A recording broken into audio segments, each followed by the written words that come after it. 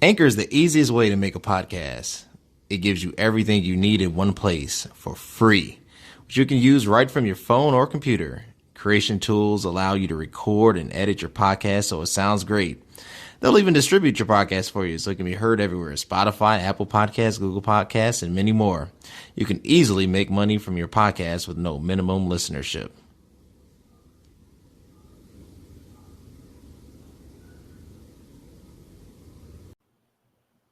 Awesome. Everybody, welcome back to another episode of It Is What It Is podcast. I'm your host, Cody Kelly. Look, connect with me on all social media platforms.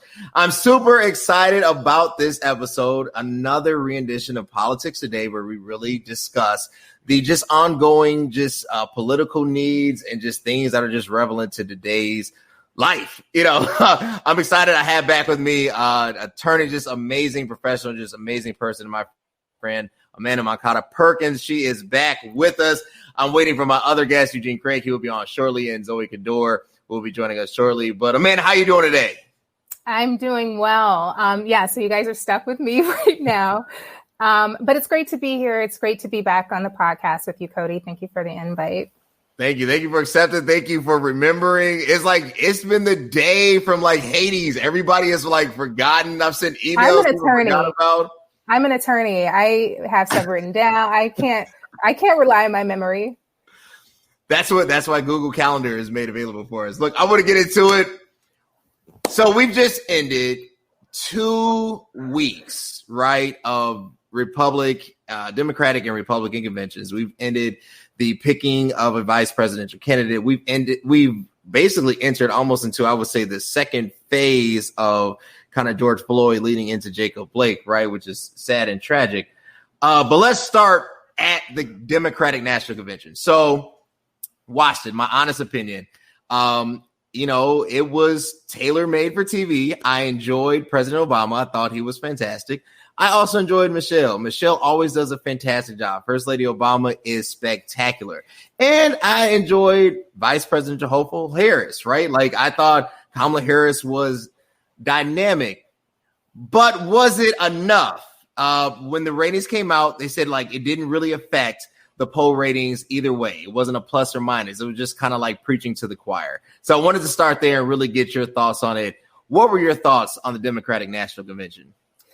I just like to start off by saying I'm into morals and not politics. And I take that quote from Charles Sumner, who was a politician himself, but he was like, I can't stand politics. I'm about morals and people. I think when I watched clips. I watched clips of the DNC and the RNC. I could not bring myself to sit down for hours on end watching all of those videos. But and I watched for the major players, and their speeches too. You're dead on. Michelle Obama is always she's an amazing orator. She's just fantastic, and I think she was just speaking to a lot of people. But there's nothing, I don't think I heard anything in particular that was going to sway anything for me. I think everybody's kind of set right now in their own political camps at the moment. I think really what's going to change the tide for folks will be when they start hearing the debates, when people start tuning in to what these, what Kamala has to say, what Pence has to say, what Biden and Trump will be saying, because these will be questions that people actually have. Because right now what's happening is that we're being spoken at, people are talking at us, right? And there are a lot of questions and concerns on people's minds, but they're not taking these general questions from us. So at this point, I think what you said is spot on. It's just been a television spectacle. And so I don't think it's going to change anything. And then again, too, mind you, it's not the normal times, right? So we're not tuning in by television.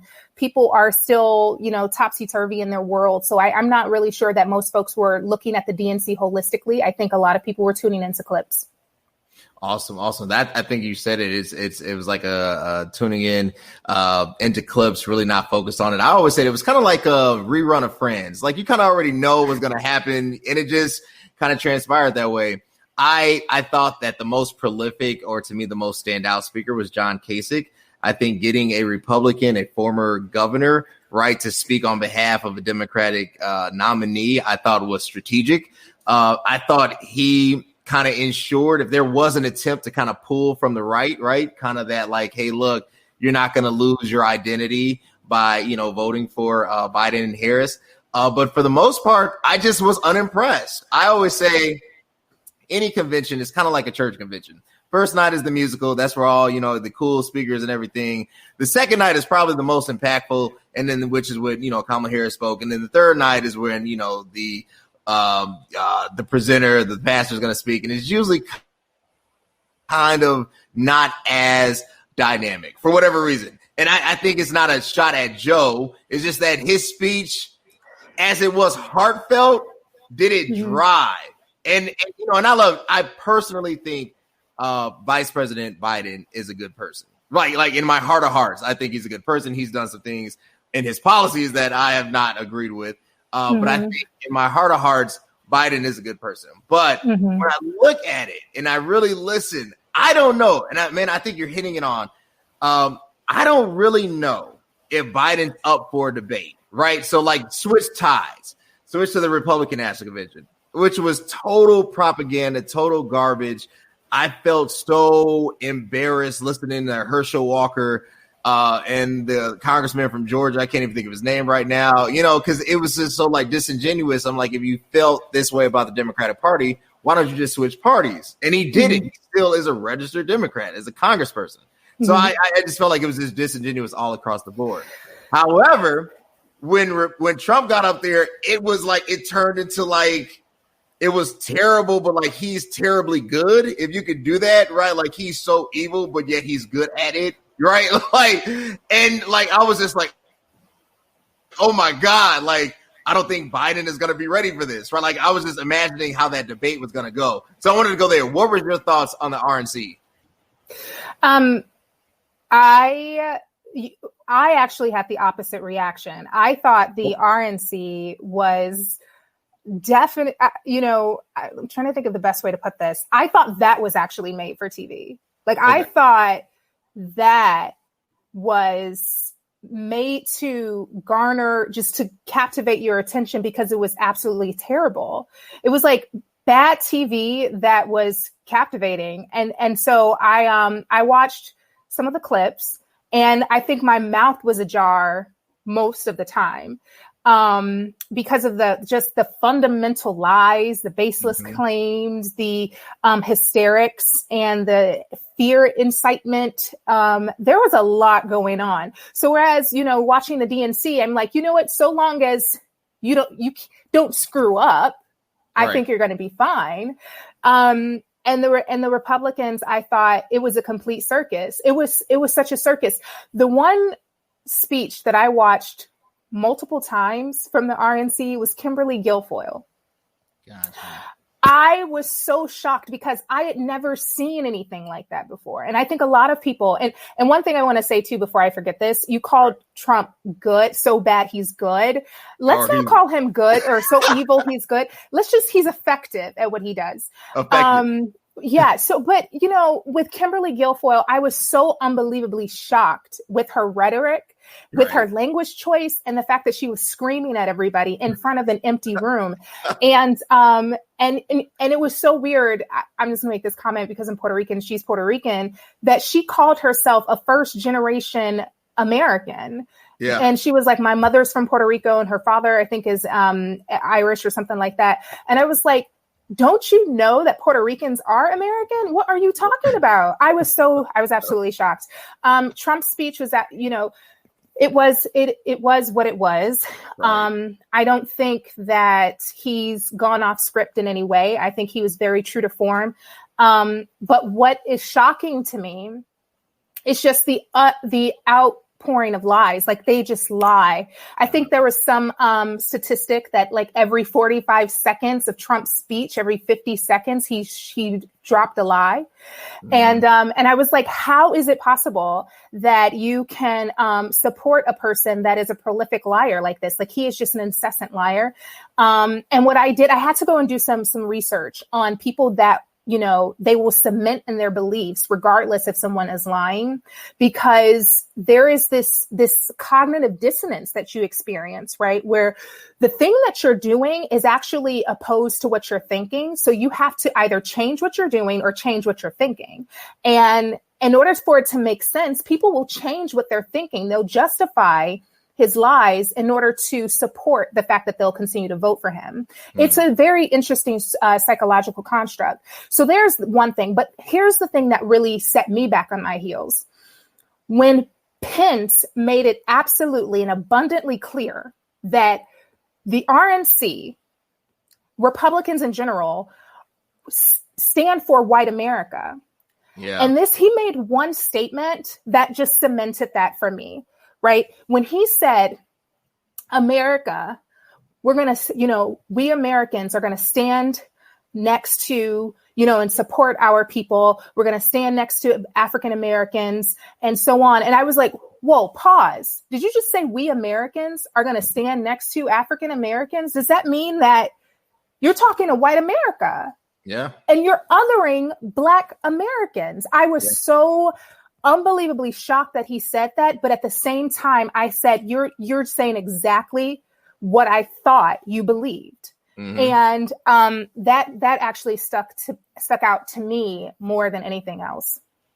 I want to talk about one of those lies. Pence was all over. Pence basically kind of George Wallace his whole speech. I thought it was a 1963, Dixiecrat convention. Like it was just wild the stuff he was talking about mob rule. But the thing that the direct quote, I think that kind of set me internally on fire. Trump said, I did more for Black people in 3 years than Biden did in 47, right? And it's this braggadocious attempt. And I get it. Look, I commend the First Step Act. However, it was not championed by him, but he did sign off on it. I totally understand it. I totally understand the potential, and I do mean potential of opportunity zones, because that has to be kind of analyzed. I do understand that under his presidency, even though it is a spinoff really of Obama's undergoings, right, and things that he laid as far as economic infrastructure, Black unemployment did drop to an historic low. But I think it is disingenuous to really say that he has done more. What are your thoughts on that? I think it looks like we have somebody. Oh, yep.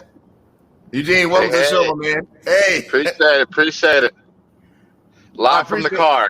Live in the car. I appreciate you jumping in. Eugene, if you could just introduce yourself, and then I'll just restate what I asked Amanda and then pitch it to you. No problem. Gene Craig, former vice chair of Maryland Republican Party, chairman of Future is Now PAC, and CEO of X Factor Media Inc. And happy to be here. So thanks, man. I appreciate you jumping on. I appreciate you accepting the invite. I just asked Amanda this. I want to hear from you, and then I want to throw it back to Amanda. Trump stated in this speech, in his RNC acceptance speech, he's done more for Black America in 3 years than Biden did for 47. What are your thoughts on it? Are we allowed to cuss on this show? Well, I mean, it is what it is, but he's fucking out of his mind. Explain that. He's fucking out of his mind. Look, minimally, Biden in his time as a U.S. Senator has reaffirmed the Civil Rights Act at least twice, Voting Rights Act at least twice. Right. Supported multiple judges to the federal bench, supported multiple Black appointees on both sides of the aisle. Development of Minority Business Development Corporation. I mean, that track record is long. What has Trump done? Hurt minority business, hurt Black businesses. He fought for a watered down version of the First Step Act. We can have that entire conversation. His racism knows no bounds. Literally, one top level Black appointee, cabinet level Black appointee. Zero support for Black candidates. Real support for Black candidates. Trump's racism literally knows no bounds. So if by I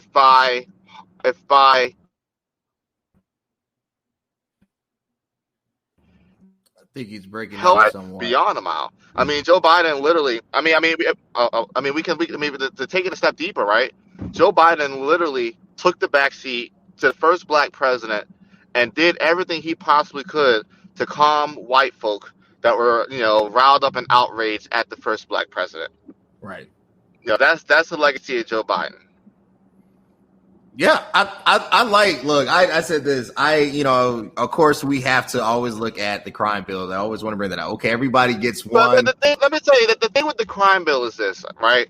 First of all, the thing with the crime bill is this. It includes the Violence Against Women's Act.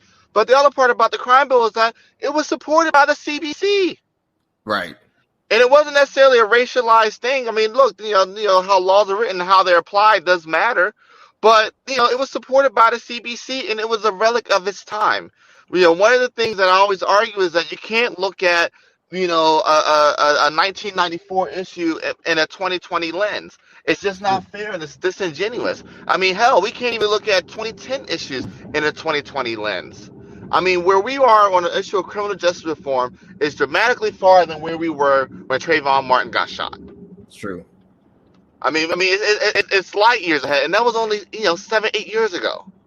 So when I hear people try to bring up the 1994 crime bill or Kamala's time as a DA or an AG, look, what became mainstream thought was just dramatically different now than what it was then, and that has. I think it's breaking up. To be recognized and acknowledged. What he's a racist when literally Charles Rangel and Bobby Rush when half the can you hear me? Yeah, I can hear you now. Can you hear me? Yeah, I can hear you now. Can you hear me? Audio only might be better. Okay. The thing is this. Yeah, I can hear you. It's good. The thing is this.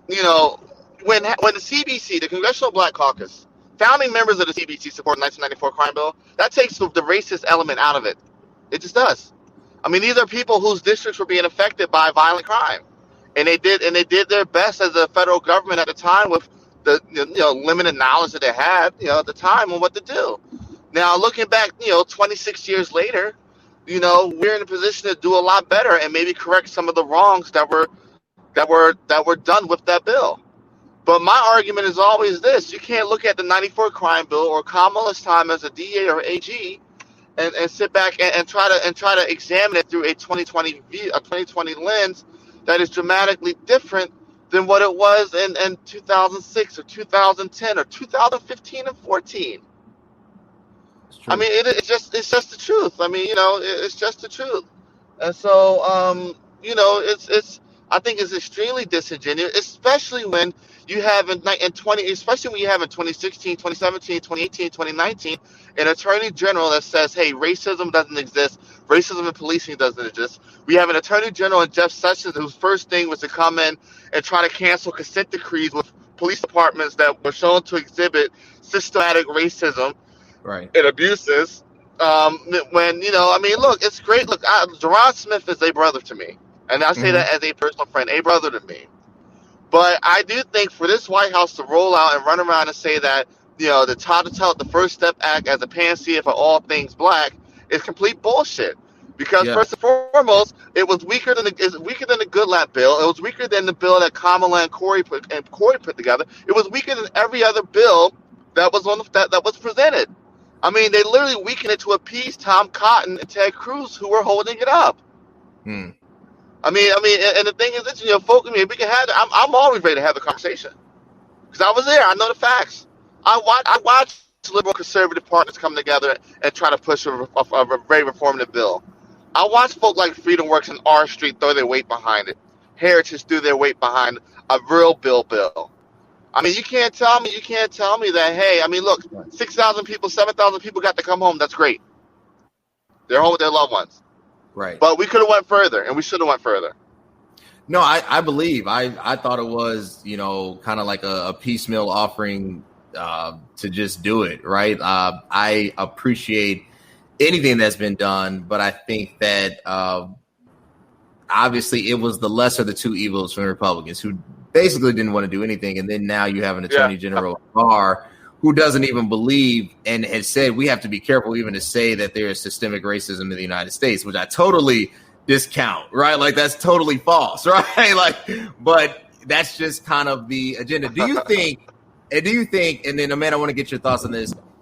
Eugene, you said we're judging past policy from a current lens, right? We have what is called recency bias.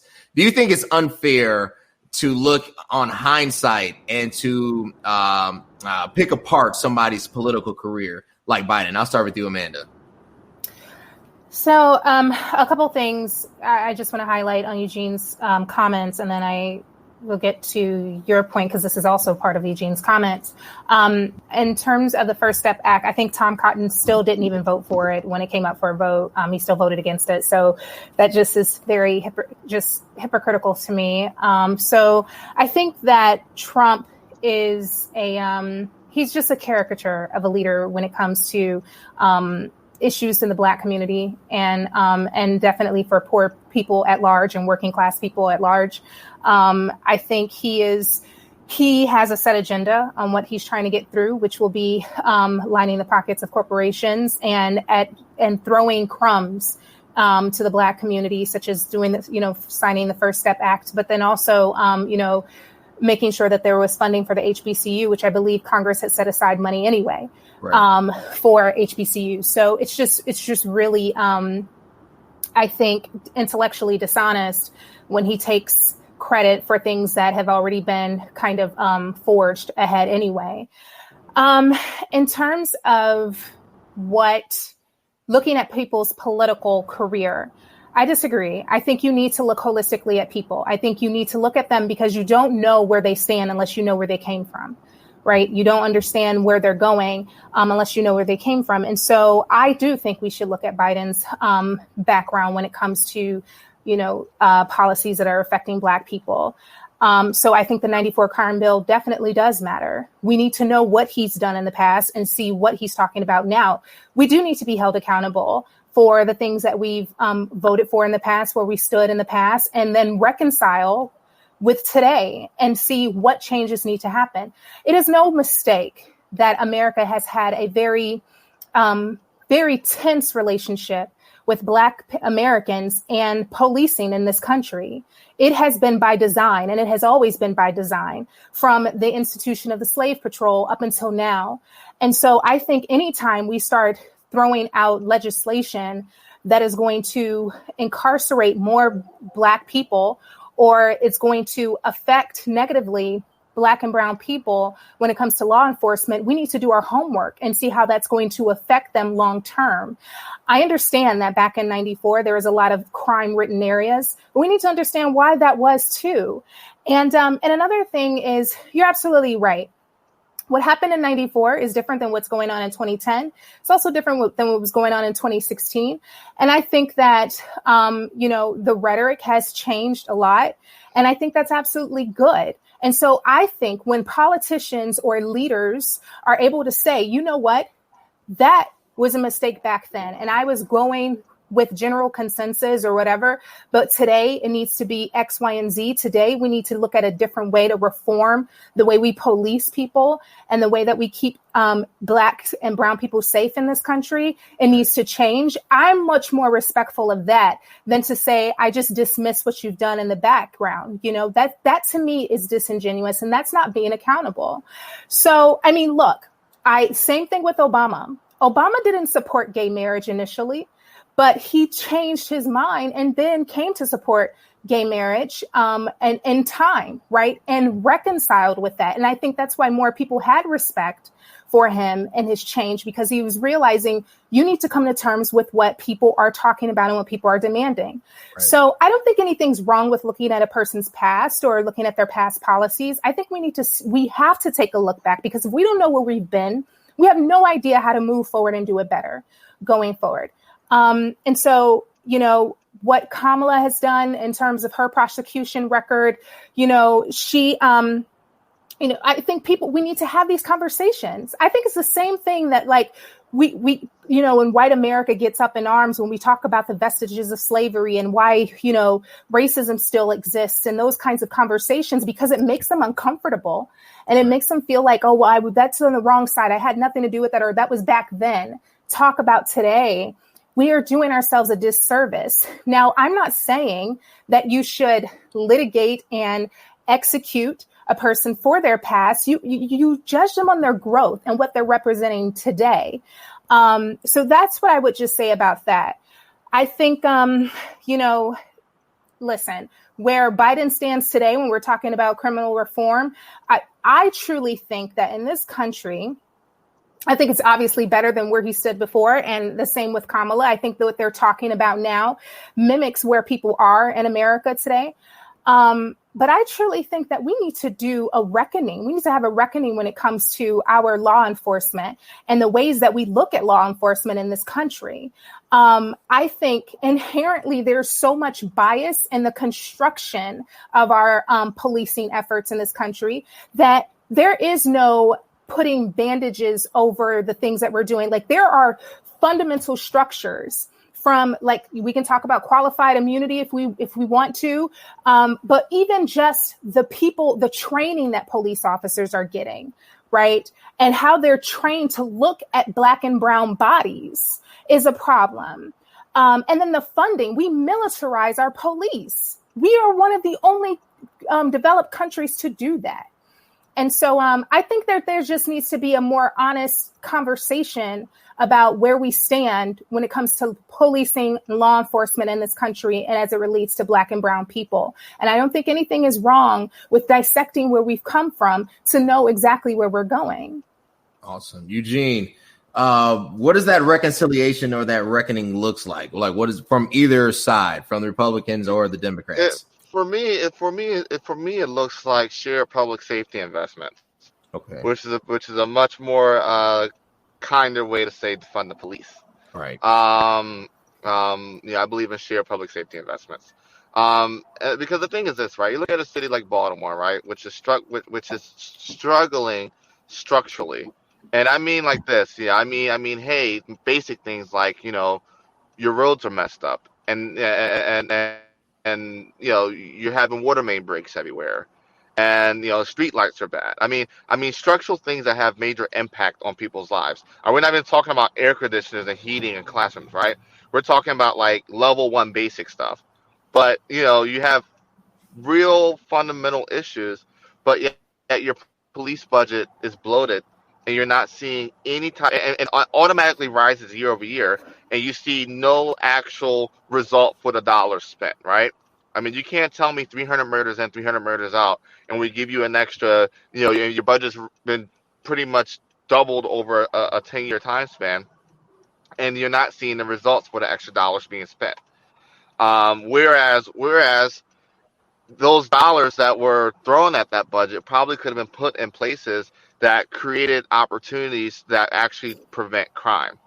I mean, you don't see violent crime will always exist, but it's dramatically lower in places where you have a 700 credit score, rather than a 400 credit score, right? Where there's some, level of stakehood and skin in the game for a positive outcome in a neighborhood, or positive development in a neighborhood. And that's not, and I'm not saying that, hey, you need to come and gentrification. I do believe in economic development, but I believe it should be economic development by the people in the particular area, and that capital should be provided for that particular area for the folk that live there to actually, produce economic opportunities. But I believe in shared public safety investments, and I do think that, hey, I'm even of the likeness of, hey, maybe you don't even have to cut the police budget, just don't raise it. And those automatic raises that you're going to throw towards the police budget, put it in other places that will actually help prevent crime. I mean, most petty crime, your thefts, your break-ins, those are economic issues. More likely, those are people aren't breaking in for the shits and giggles of it. They're breaking in because, okay, I need to steal something. Maybe I'll sell and get a couple dollars off of it. It's an economic issue. So you deal with the economic aspect of it. You can deal with a whole lot of the other underlying issues. Awesome.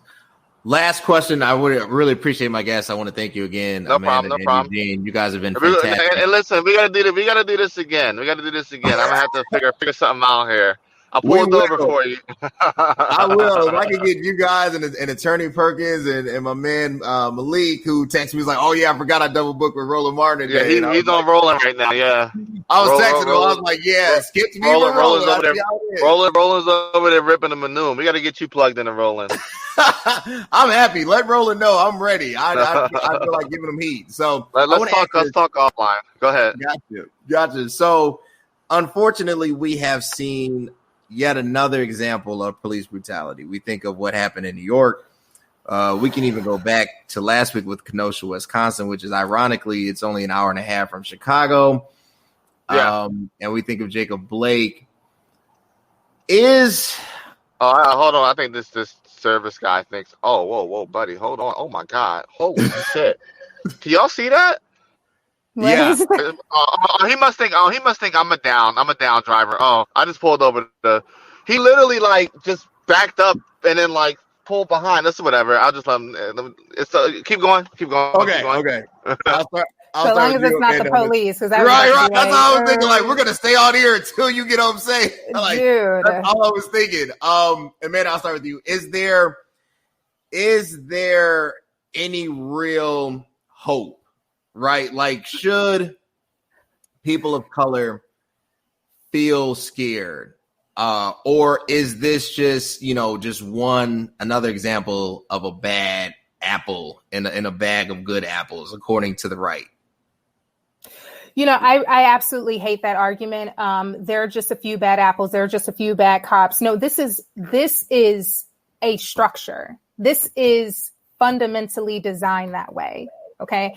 This is not just a few bad apples, because frankly, if the system was constructed the way it was supposed to and police was supposed to serve and protect, we wouldn't have so many instances of this. And like I said, the issues that Black and brown folks have been facing, especially Black Americans have been facing with the police, has happened since the dawn of this country. This is not an accident by any means. So I think that we need to have honest conversations. I don't understand why we say that crap. If you had a few bad apples at your company, you're going to just start looking at your entire hiring program and going, what is going on here? We're going to need to do something else. We need to just start anew. We need to start fresh and figure out what the heck is going on. So no, this is not just a few bad apples. Listen, I read a lot and I realize that there is actually, I forget this guy's name, but there is this man who was like highly sought after to train police officers all around the country. And his method was essentially, I'm paraphrasing, shoot first, ask questions later. Everybody's a threat. That is exactly how he was training police officers. Okay. And there were some districts that were completely appalled by this and were outraged, and he could not come there anymore. However, he actually lobbied. I wish I remembered this man's name. Cannot think of this man's name. But anyway, he actually was able to lobby for some of the police unions and say, you know what, fine, you don't have to pay me to come.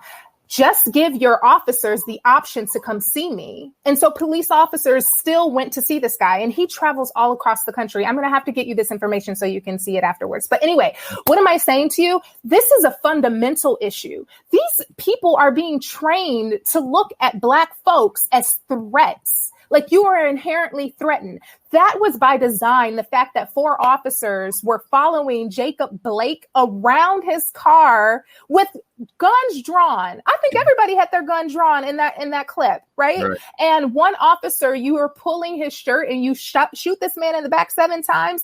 And I just, as an attorney, try to think in my brain, how is it possible? Like, what could he have possibly done to warrant getting shot in like point blank range 7 times in his back? And there were theories going around about, whether or not he actually threatened them with a knife. They said he was going to grab a knife. And I'm still thinking to myself, well, did he have a knife? Did he wield the knife towards you? Like, I'm trying to understand what would warrant that. So I think that was by design. I do not know what happened in New York. I swear when I heard, I was like, I can't look that up right now because it's too much. To me, it is traumatizing. I think to answer your question, a lot of people are suffering trauma learning constantly over and over what's going on from Ahmaud Arbery, Breonna Taylor, who got just massacred in her own home, George Floyd, Jacob Blake, and whatever has happened in New York. I couldn't even take it. Is there hope? I am definitely not a pessimist, although I joke about it sometimes. I'm not a pessimist. I truly think that there is always hope. I think that if anything, countless leaders in our community have taught us to consistently have hope, because without hope, we would have never gotten this far today. We wouldn't be able to have this platform and talk about it today. So absolutely, there is hope. And John Lewis, the late, great John Lewis, told us to always have hope. I think one of the last biographies written about him was just that there is hope. And so we have to constantly fight about these issues and talk about these issues and call them out and not be afraid to call them out. Like, why are we afraid to say that this is a structural issue? There are just a few bad apples. That to me is placating to what's going on and not giving ourselves a voice or any reason. And I noticed somebody said in your comments that we really need to get out to vote for real, but like for real, we need to get out and vote, and not just for national elections. I really hope we could do this again and talk about the importance of local elections, because that's really where the politics, the policies, and the daily effects of our lives matter. And we can start talking about how to really reform police and get some of these people that should not be there out of there, right? Like one of our comptrollers here in Chicago just got in trouble for fraud, handling our money in Chicago. Listen, I have to stop right there.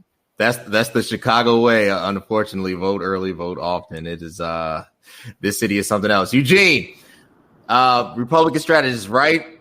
If can you hear me? Yeah, I can hear you. Okay. If Trump wins, let's say November 3rd does not go as planned, and this is a repeat of 2016, and he wins. He invites you to the White House. He says, "Look, I'm not inviting Candace Owens. I'm calling you. I need help with the police structure, with police reform," right? And in the words of Vice Presidential hopeful Kamala Harris, reimagining public safety. What does that look like? What is the message that you tell him? Well, I think first and foremost, before any federal dollars are attached, you need structural reform, right? And what does that reform look like?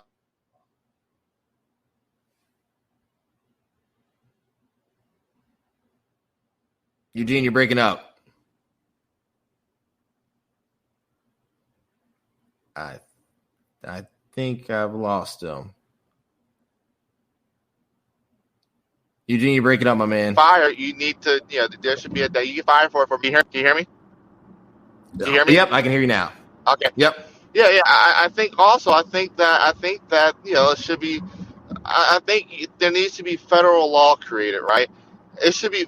The thing is this: what most people don't understand is that relationships with the police don't necessarily start with you getting, beat up by the cops. It starts with your basic rights violations. It starts with the illegal searches. It starts with the, hey, I'm going to detain you for a half hour for a broken taillight. It starts with the very basic rights violations. And so I think that, the one thing I would include in any police reform package is that, if you're an officer, which means you have the license to kill, essentially, that, you have your first job is to protect people's rights. And if you and so I would my first part would be making it a felony, maybe even a mandatory minimum for basic rights violations. I think you do that, you fix policing overnight. I can't just lie to you about why I pulled you over. I can't just, search your car, especially without, a supervisor on the scene. I just can't. Everything that I would do would be around two things: protecting people's rights, because that's where the relationship and how people's perspective of police are formed. It's not, we all probably at some point in time will have a gun pointed at us. But the real relationship with the police are going to come from, hey, I got pulled over and you asked me to get out the car for no reason. You tried to search my car for no reason. You felt the need to put me in cuffs and detain me for no reason. It's those basic rights violations. So if you deal with the basic rights violations, the life will get so much easier. I promise you. I can't just walk out and throw you up against the wall and frisk you. I mean, you deal with the basic rights violation. Like there's so much, and then the police unions are going to lie, they're going to push back, but fuck them. That's my philosophy, and I know people that work for police unions, and that's my philosophy. But you got to deal with the basic rights violation. You deal with that, you're good to go. Awesome. Well, look, I appreciate it. I want to thank you guys again. Eugene, where can they connect with you? What are you doing? They get _, Eugene Craig on Twitter. We'll have fun. Awesome. I believe Twitter is the greatest free app ever created. Great. I still understand how this shit's free. I say it every day. Awesome. Connect with Eugene on Twitter. Man, Attorney Perkins, what are you doing? Where can they connect with you? I am not on Twitter, so you can find me on LinkedIn at Amanda R. Moncada Perkins, or you can find me on Facebook at AR Moncada Perkins. Awesome. Look, connect with these two individuals. They are amazing. I can vouch for both of them. Just amazing individuals, great gifts to humanity. I appreciate you guys one more time. Until next time, guys. Thank you so much. Appreciate it, bro. Thanks. Bye.